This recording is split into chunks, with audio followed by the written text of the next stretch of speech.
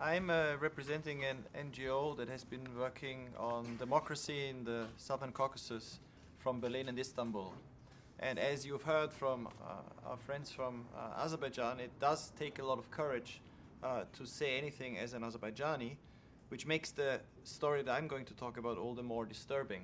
The betrayal of the values of democracy by European democrats, by elected representatives from Germany, the UK, Malta, Spain, Sweden and other countries, who as elected national members of parliament are also sitting in the oldest human rights organization in Europe, the Council of Europe Parliamentary Assembly.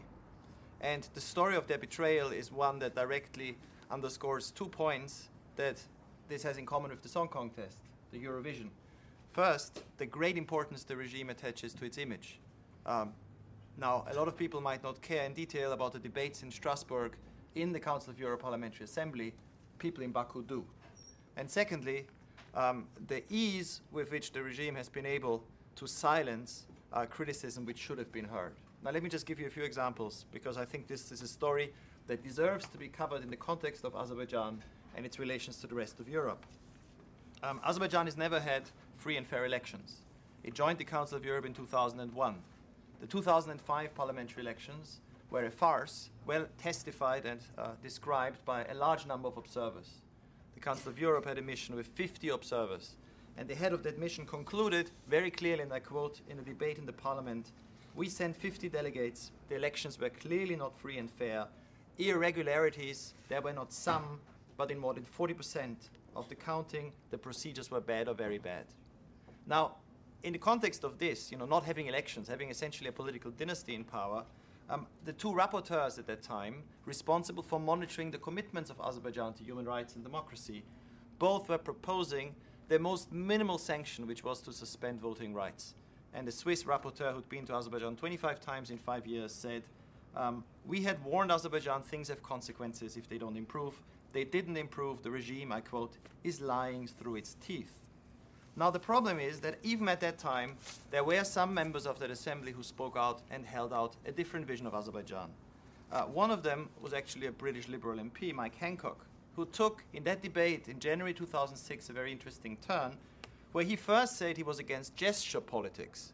Azerbaijan, I quote, "had been a consistent failure in living up to its obligations." Now, that sounded critical, but then he made the turn and said, well, it is as useful to give me an umbrella when I go out into a hurricane to sort of slap them on the wrist by suspending the voting rights of their members of the assembly, so let's do nothing. 2 years later, he went to observe elections in Azerbaijan and came away, I quote, "mightily impressed by the quality of the elections." And in January 2011, he said, I quote, "I was proud to be at the elections in November 2010. Elections, I point out, where basically no member of the opposition managed to get into parliament, and which Odia described very clearly as failing to meet up to any of the basic standards of democracy.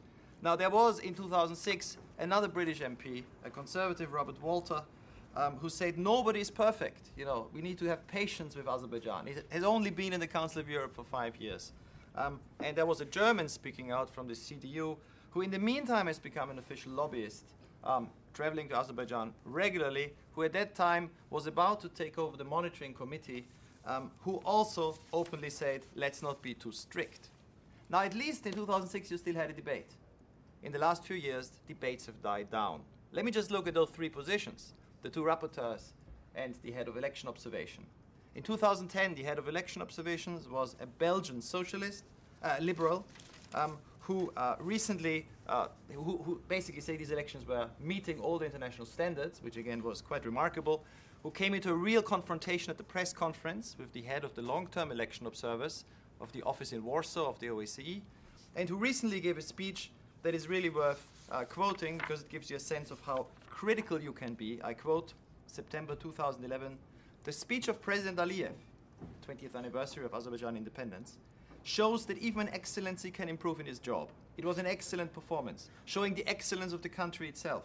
Of course, no country is perfect, but I think it was an excellent speech, giving the picture of the country as a head of state should."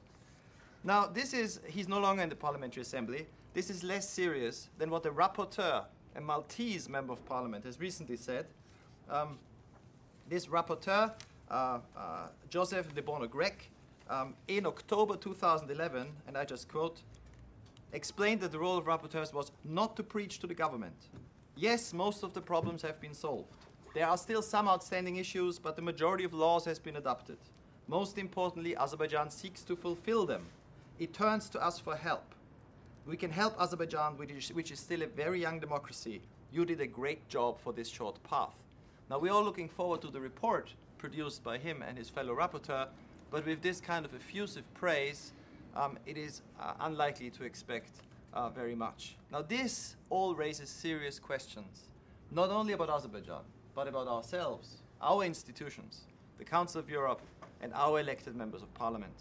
And I think if one of the objectives and achievements of this attention being paid to this small country is that more people pay attention to also what their MPs do in Strasbourg, where they are actually lending the stamp of legitimacy to a regime that shouldn't get it, I think something will have been achieved. So beyond the Eurovision, watch out for the report of the rapporteurs that is supposedly already came out last year but has been postponed until after Eurovision, and look forward to the next elections. Let's see if then there is a bit more critical spirit among our elected representatives.